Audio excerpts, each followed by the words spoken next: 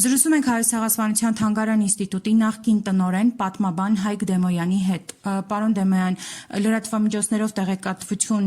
հրապարակվեց այն մասին, որ Գիտությունների ազգային ակադեմիայի պատմության ինստիտուտը տարվել, այսպես ասած, հրահանգ, որ պետք է կազմեն Հայաստանի բնակավայրերի կադաստրային թվային քարտեզը, որտեղ նշված պետք է լինի բնակավայրերի նաև հին անունները եւ թե ովքեր են այնտեղ նախկինում ապրել։ Իհարկե նշվում է, որ նիստի ժամանակ այս հրահանգը բոյկոտել են գիտնականները, հասկանալով, որ սա կարող է մաս կազմել Արևմտյան Ադրբեջանի թեզի իրականացմանը եւ հետո էլ տնօրենի ժամանակավոր պաշտոնակատարը հերքումով հանդես եկավ, բայց հաշվի առնելով մի շարք դեպքեր, հանգամանքներ, որ այս իշխանությունները նախ փորձել է ստուգել հասարակության կարծիքը, բայց հետո շատ մանիպուլյացիաներով անցկացնել իր որոշումներն ու նախագծերը, արդյոք մենք եւս այս հարցում չպետք է մտավախություններ ունենանք։ Ես ծանոթ եմ Սուկյասյանի հերկման տեքստին եւ ուզում եմ հավատալ, որ դուք այդպես է, որտեղ հիմք չունեմ կասկածելու։ Ամեն դեպքում հրապարակվել է պաշտոնական հերկում, ներկայացվել է իհարկե այն դրվագը չկա ու արդյոք գումար, միգուցե դա զրպարտություն է, թե ոչ, ես կցանկանայի, որ նաև այդ դրվագին անդրադառնային գումար առաջարկելու, միգուցե դա ուղղակի ապատեղեկատվությունը, կցանկանայի, որ Սուկյասյանի կամ անձինք ովքեր քննարկման են եղել, հերքին կամ հաստատեն այդ տեղեկությունը, որտեղ դա փոխկապակցված է հիմնական նյութի հետ։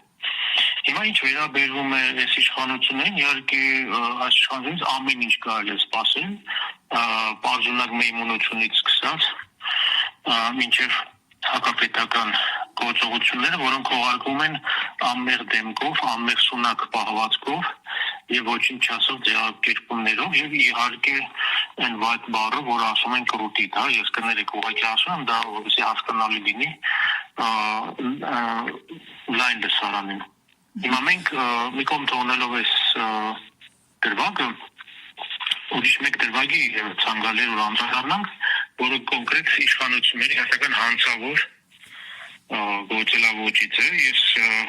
հետևում եմ ինչ է կատարվում ծիծեռնակաբերդում։ Պաստորեն այս բանին ունենք ոչ թե գրաքննության դրսևորում, ունենք հակասահմանադրական, հակաօրինական եւ հակապետական գործելավոճի փաստացի ապացույց։ Եվս մեկ ապացույց, որը շարքի մեջ է եւ տրամաբանորեն երևում է, խոսքը վերաբերում է տնօրենի գործելավոճի պատասխան ԴԳՄՍ նախարարի արձագանքին, երբ որ խիստ անցանկալի են դիտել Արցախի հիշատակումը եւ Արցախահայության դեմ իրականացված ցեղասպանության հիշատակումը բարձրաստիճան պաշտոնական այցի ժամանակ։ Եղած տեղեկությունների համաձայն ճնշում է գործադրել ներկա տնօրեն, չգիտեմ հիմա ներկա է թե արդեն հրաժարական է տվել, դիմում է գրել Էդիթ Ագզոյանին, որպեսզի նա հեռանա։ Նրա աշխատանքը դիտվում է ոչ ցանկալի, ոչ թե ոչ բավարար, այլ ոչ ցանկալի։ Հիմա սա այն հանգրվանն է, որ անընդհատ ես վերջի տարիներին զգուշացնում էի այն պարից, երբ Արայիկ Հարությունյանը ներխուժեց տնօրենի առանձնասենյակ եւ հայտարարեց, որ ես որևէ դրվածություն չունեմ, իսկ այդ պահին ես ազատված չէի, պաշտոնապես դեռ հակաօրինական գործողությունների շարանը շարունակում է ծիծեռնակաբերդում։ Հիմա գաղտնիք եմ բացահայտում։ 2023 թվականին, երբ որ Նիկոլ Փաշինյանի կազմած հոգաբարձուների խորհուրդը ընտրում էր Էդիթ Ագզոյանին որպես տնօրեն, այդ ժամանակ Էդիթային ես վաղ առավոտյան արդեն նամակ էի ուղարկել եւ իրեն հորդորել էի հեռու մնալ իշխանությունների ստոր գործելավոճին հարելուց։ Նշել է, որ դու դառնալու ես գործիք եւ վերջում շատ վատ է լինելու զարգացումները, որովհետև նաև ժառանգելու ես բոլոր այն մեղադրանքները, որոնք ես հնչեցրել եմ Հարություն Մավությանի հասցեին եւ ներկա իշխանությունների հասցեին, այն հանցագործությունների ամբողջության շղթայի կապակցությամբ, որոնք ես պարբերաբար հնչեցնում եմ փողերի լվացում, անօրինականություններ, ֆինանսական փաստաթղթերի ոչնչացում, դրանք այս իշխանությունների փոքրից կապած, իրենք չեն փախչելու դրանից։ եւ գալու է պատասխան տալու եւ արտահայտության իրական արտահայտության առաջ կանգնել, այլ ոչ թե բուտաֆորիայի, որ մենք համարում ենք դատաիրավական համակարգ ստորացված դատավորներով եւ մարգինալիզացված դատարաններով։ Հիմա Էդիտան չլսեց ինձ։ Նա գնաց ընտրությունների, դիտվեց որպես իրենց ցանկալի տեխնատոր եւ աշխատեց, 3 տարի աշխատել է փաստացի աշխատությունները տվել, որը մեկը եթե իշխանությունները հաճելի չլիներ եւ իրենց մարդը չներ այսպեսի ձևակերպում, հաստատ չէր աշխատի դա։ Հիմա երևույթի այլանդակությունը, այսինքն ցանկացած ոք, որ պետք է գա տնօրեն, նա պետք է ենթարկվի իշխանությունների ցանկալի ձևակերպումներին, այսինքն պետք է ունենա, այսպես ասած, ֆիլտրացիոն սարք բերանին դրված, որպեսզի ցանկալի բառապաշարների մեջ օգտագործի Արցախ, էթնիկ զտում, Սումգայիթ, Բաքու, այս ձևակերպումները պետք է արգելված լինեն։ Նա հասել ենք այդ հանգրվանին, բայց ամենաողբերգականն այս պատմության մեջ այն է, որ Ցեղասպանության թանգարանի աշխատակազմը ես այստեղ ավելի առանձնացնում եմ գիտական մասին, գիծ աշխատողներին, սովորական աշխատողների դեսքոս չունեմ։ Գիծ աշխատողները նամակ են գրում Նիկոլ Փաշինյանին, հաստատված տվյալ է, որ վերջինս դիտարկի եւ վերանայի Ժան Անդրեասյանի որոշումը Էդիտա Գզոյանին հեռացնելու կամ դիմում պահանջը, որպեսզի դիմում գրի եւ հեռանա։ Հիմա ամենամեծ ստորություն երևի երևակայել անհնար էր։ Մի ամբողջ թանգարանի հայոց ցեղասպանության թանգարանի ինստիտուտի աշխատակիցներ նամակ են գրում այն անձին, որը բազմաթիվ անգամ ցեղասպանության պատմական եղելությունը դրել է կասկածի տակ իր հայտարարություններով, իր թիմակիցներով։ Ավելի մեծ ստորություն եւ արժանապատվության կորուստ չի պատկերացնել։ Այնինչ պետք է գիտաշխատողները ի վերուստ, ի սկզբանե դատապարտեին Նիկոլ Փաշինյանի եւ մյուսների հայոց ցեղասպանության պատմական փաստը շղթելու, զոհերի հիշատակը, վերապրողների հիշատակը բացելու բազմաթիվ արտահայտություններ։ Այդպիսի բան մենք չտեսանք։ Հիմա մենք տեսնում ենք մեկ անձի տեղում թողնելու դիմում ուղղված հասցեագրված այն անձին, որը այս պահին ստորացնում է ազգային հիշողությունը, պատրաստում է ինչ որ լեռների նայել, մյուսներին չնայել, Արևմտյան Ադրբեջան տերմինը հավասարեցել է Արևմտյան Հայաստանի հետ։ Եվ այստեղ մի կարևոր հանգամանք էլ ասեմ, որ շատերը տեղյակ չեն, Հարություն Մավությանի շնորհիվ նախին տնօրենն եմ դատական որոշումների իմ դեմ դատական բաներ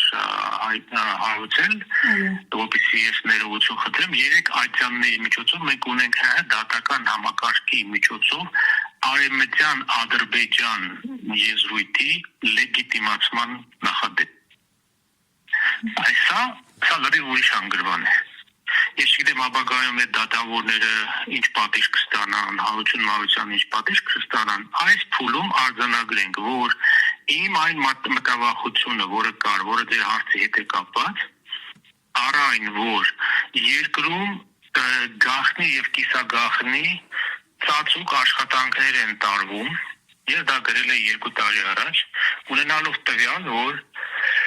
Տեգերմասն առանձին հանձնարարություն է իջեցրել հուշարձանների վերականգնման վարչությանը, որը գործում է ԴԴՄՍ համակարգում, սա աշխատակցից եմ իմացել, որպեսզի նրանք հաշվառում սկսեին Հայաստանի տարածքում գտնվող, Հայաստանի Հանրապետության տարածքում գտնվող մամեդական գերեզմանատների, որ մեծ մասը ադրբեջանական է, նախկին գիտեք, մինչև 88-89 ապրող,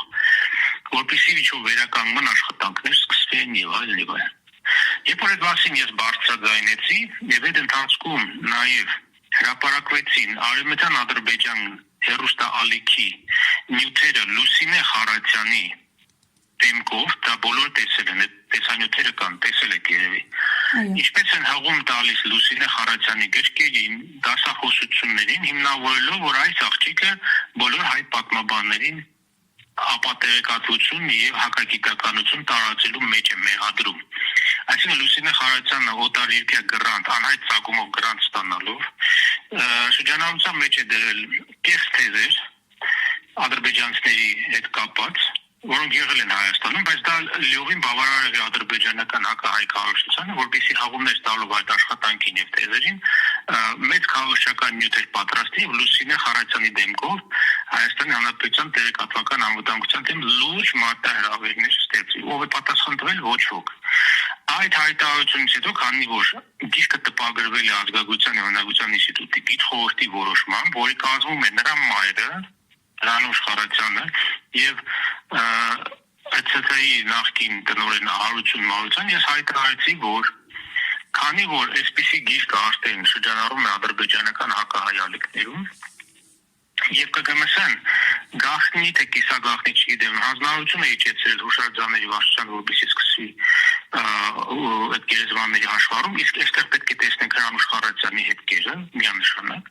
Ուրեմն այստեղ բավական լուրջ քայլեր են տարվում, որպեսզի կերկին ադրբեջանական հետքը մեջտեղ կա։ Դա իշխանությունների գործելավոճն է։ Դրանք հանձնարարություն են կատարում Բաքվից, դա արդեն կասկած չկա։ Պարոն Դեմյան, եւս մեկ ճշտում կխնդրեմ անել։ Այսինքն ստացվում է, որ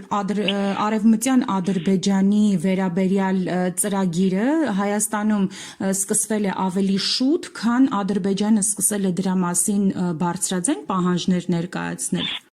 Ադրբեջանում ավելի վաղ է սկսվել դեռ 90-ականներից, կային արդեն Արևմտյան Ադրբեջան գրքեր։ Ես տեսել եմ օգտագործել եմ աշխատանքներում 1998 թվականին բավական հաստատող գիրք են տպել, բոլոր մեր եկեղեցիները,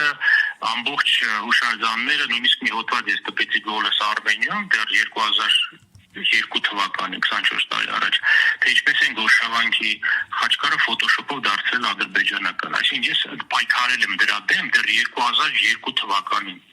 Հիմա այս մարտիկ եկել են, վայելում են ներկա ապիկարների իշխանության հովանավորչությունը, խոսքը Խարատյանների արդեն ընտանիքի մասին պետք է խոսենք, որտեղ մայրը, չգիտեմ, տղա հետ կապված բավական լուրջ կասկածներ դաշնակցության պատգամավորներ հնչեցրին պատերազմից հետո վերջին աղջիկը Լուսինե Խարատյանը այսպիսի նյութեր շրջանառության մեջ դնելով լրջորեն վտանգում են Հայաստանի Հանրապետության անվտանգությունն էլ չեմ ասում տեղեկատվական։ Այն որ մենք չունենք անվտանգության մարմիններ, դա արդեն պարզ է, արդեն կարող ենք արձանագրել։ Որտեղ բարձի թողի վիճակ է, ով ասես ինչ ուզես անում է Հայաստանի Հանրապետության դեմ։ Չկա ոչ պաշտպանիչ, ոչ հակադարձող համակարգեր։ Միայն դրված է սպասարկել հայտնի անձին։ Իսկ ինչպես պետք է պայքարել, պարոն Դեմյան, պայքարի որևէ պայքարի մեկ օրինակ եմ բերում։ Այսօր գիտեք որ կա քրեական գործ հարուցված պետական արխիվի նախկին տնօրենն է, հարուցված քրեական գործ մեղադրանք կա։ Եվ մեկ այլ աշխատակից կարող եք մտնել դատալեքսում կա։ Ուրեմն ինչն է պատճառը։ Մեր արխիվային նյութերի բավական լուրջ հետաքրքրություն ներկայացնող նյութերը բաց տրամադրվել է Արևմտյան Ադրբեջան կազմակերպության ղեկավարին։ Դուք գիտեք դրա մասին։ Ոչ, ճիշտ ասած, Հիմա քրեական գործը հարուցված է, դուք կարող եք հանգիստ մտնել դատալեքս եւ բանալի բառերով տեսնել։ Ես ուրեմն հարց եմ տալիս մեր ԱԱՑ-ի պատասխանատուներին, դատավորներին եւ դատարաններին։ Եթե կա հարուցված գործ, երբ որ մեկը նյութ է տրամադրել ադրբեջանական կողմին եւ դա դիտել է որպես հակաօրինական, հետախուզական տվյալների ինչով տրամադրում, պետական դավաճանության հիմքով է թե ինչով է, ապա Հարություն Մարությանի, Ռանուշ Խարատյանի, նրա դստեր գործելավոճը ինչ է դա։ Գիտական աշխատանք է միայն, երբ որ դա օգտագործվում է Հայաստանի Հանրապետության դեմ։ Դա նույն բանն է։ Ինչու՞ մի դեպքում դատարանին, երբ որ ահազանգում եմ ես, Շինձու եւ Ածու դատարանները որոշումներ են կայացնում ընդդեմ պետության, դրա դեպքում ոչ թե իմ դեմ, այլ ընդդեմ պետության, որովհետեւ ես բարձրաձայնել եմ պետական անվտանգությանը վերաբերող հարցեր։ Մի դեպքում դա թույլատրելի է, մի դեպքում թույլատրելի չի, այդպես է ստացվում։ Իսկ միգուցե այստեղ հանգամանքը այն է, որ Լուսինե Խարատյանի ամուսինը հակակոռուպցիոնի դատավոր է եւ դատարանները ուղղակի ստիպված են իմ դեմ որոշում կայացնել, շատ առանձնա, որ նրանք արտարացնում են, լեգիտիմացնում են Արևմտյան Ադրբեջան եզրույթը։ Դա ով պետք է քննի այդ հարցը։ Հանրությանը ոնց որ հետաքրքիր չի լրագրողական հետաքրքրություն չի տարվում։ Դրա եկել ենք այս հանգրվանին։ Արևմտյան Ադրբեջանն է մտել արդեն մեր խոսույթի մեջ, մենք քիչ-քիչ իշխանությունները եւ նրանց հազանդարները բան են անում, համակերպեցում են մեզ, ու մենք համակերպենք, որ դա կարող է գոյություն ունենալ, եթե մենք խոսում ենք Արևմտյան Ադրբեջանի մասին, կամ չպետք է խոսենք։ Տեսեք, դատական որոշումը դատավորը կայացնում է 5 օր ուշացումով, երբ որ ես ստացել եմ թող, որ այսօրը որոշում պետք է լինի։ Հարություն Մարությանի իմ դեմ հարուցված գործով։ Ինչու՞, որովհետև Նիկոլ Փաշինյանը պետք է հասցներ հայտարարել, որ եթե մենք ասում ենք Արևմտյան Հայաստան, ուրեմն նրանք էլ իրավունք ունեն Արևմտյան Ադրբեջան օգտագործել։ Միայն այդ հայտարարությունից, հանրային հայտարարությունից հետո դատավորը որոշում է կայացնում հօգուտ Հարություն Մարությանի, որին ես մեղադրել եմ Հրամշ-Խարատյանի եւ մյուս գիտաշխատողների հետ Արևմտյան Ադրբեջան եզրույթը սպասարկելու մեջ։ Դա է իրականությունը մենք ունենք։ Պարոն Դեմոյան, եւ եթե ամփոփելու լինենք, այսինքն ստացվում է, որ ոչ միայն Ադրբեջանն է շատ պահանջատեր, այսպես ասած, այլ նաեւ մենք մեր կամքով իդեմս մեր իշխանությունների պարարտ հող ենք ստեղծում իրենց Հայաստան գալու եւ բնակվելու բնակություն հաստատելու համար։ Ամենամեծ ֆունդամենտալ խնդիրն է, որ Հայաստանում դադարել է գործել անվտանգության մարմինները։ Դրա մասին ոչ մեկ չի խոսում։ Այսօր նրանք գործում են բոլորովին այլ համատեքստում։ Եթե դա կապված է Հայաստանի անվտանգության հետ, դա հետաքրքիր չի։ Այսօր անվտանգության մարմինները մեկ անձի անվտանգություն են ապահովում։ Մնացած առումները դրանք երկրորդական, չորրորդական կարևորություն է։